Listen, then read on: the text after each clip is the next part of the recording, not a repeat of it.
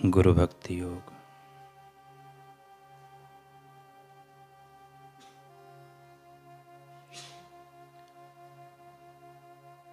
देवी गुणों का विकास करने वाला महान रहस्य गुरु भक्ति में निहित है। जो शिष्य अपने गुरु के चरण कमलों में संपूर्ण आत्मसमर्पण करता है,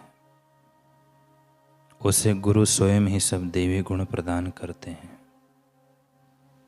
जो अपने मन पर संयम रखकर ध्यान नहीं कर सकते, उनके लिए तो गुरु भक्ति जगाकर गुरु सेवा करना ही एक उपाय है। गुरु शिष्य की मुश्किलों एवं अवरोधों को जानते हैं, क्योंकि वे त्रिकाल ज्ञानी हैं। अतः मन से ही उनकी प्रार्थना करो, वे आपके अवरोधों को दूर करेंगे।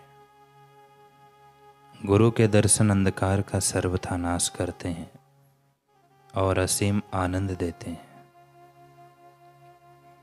भगवान स्वयं ही आचार्य के रूप में दिखते हैं।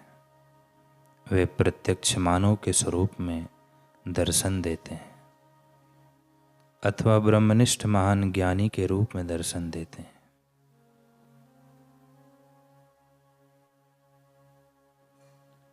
जन्म से लेकर मृत्यु पर्यंत जीवन का एकमात्र हेतु महान गुरु की सेवा करना है।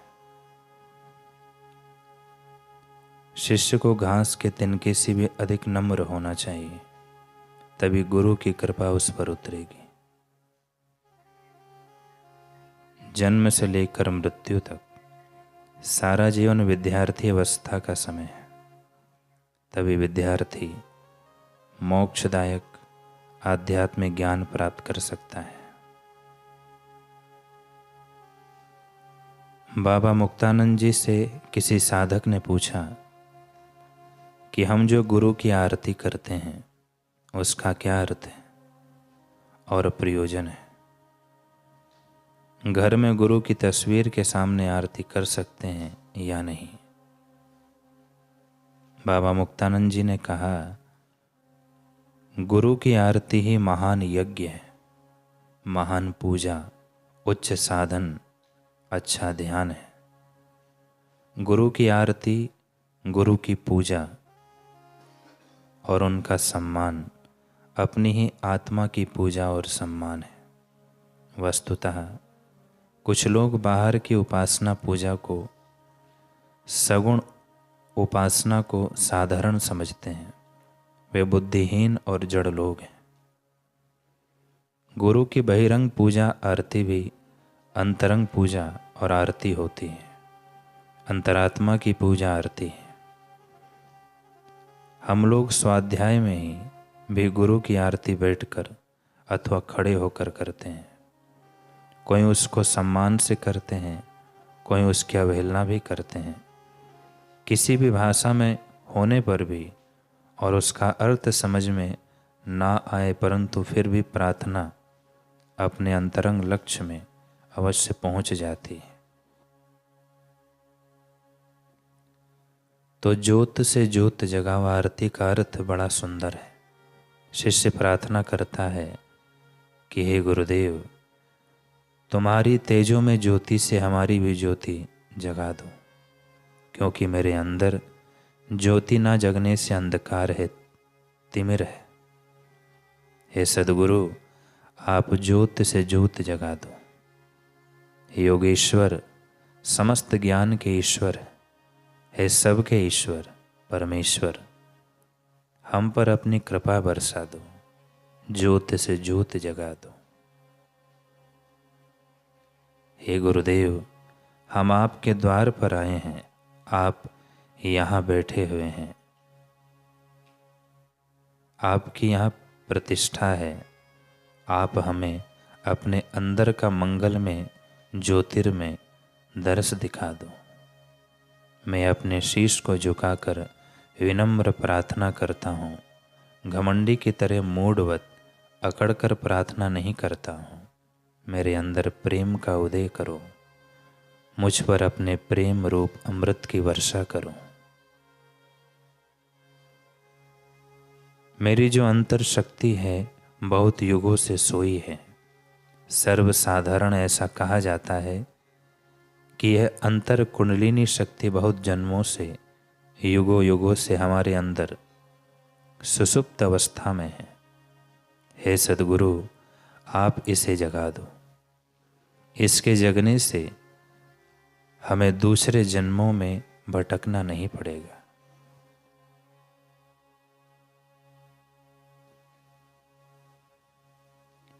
तुम्हारी ज्योत हम में जग जाए, जिसके जगने के बाद सोहम नाद सुनने में आए और हम आनंद में मस्त हो जाएं।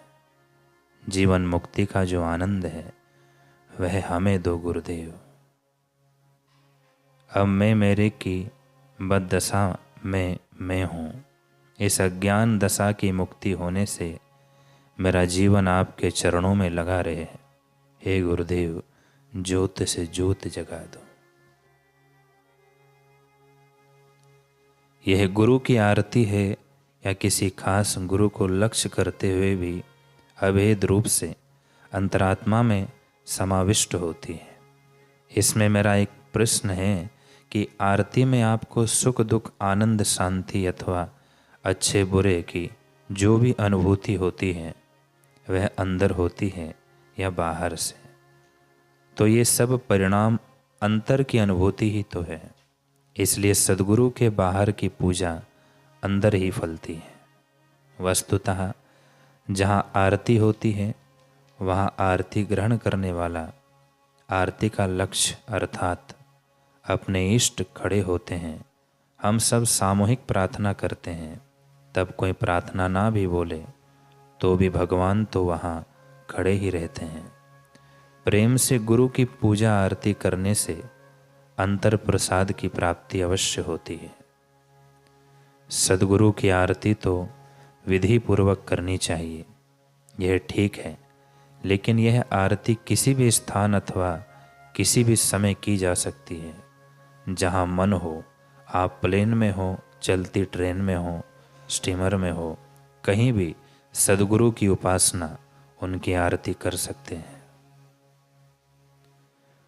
गुरुदेव का एक सूक्ष्म अंश हमारे दोनों भवों के बीच यानी भ्रूमध्य में होता है। गुरुदेव वहाँ सूक्ष्म रूप से उपस्थित होते हैं।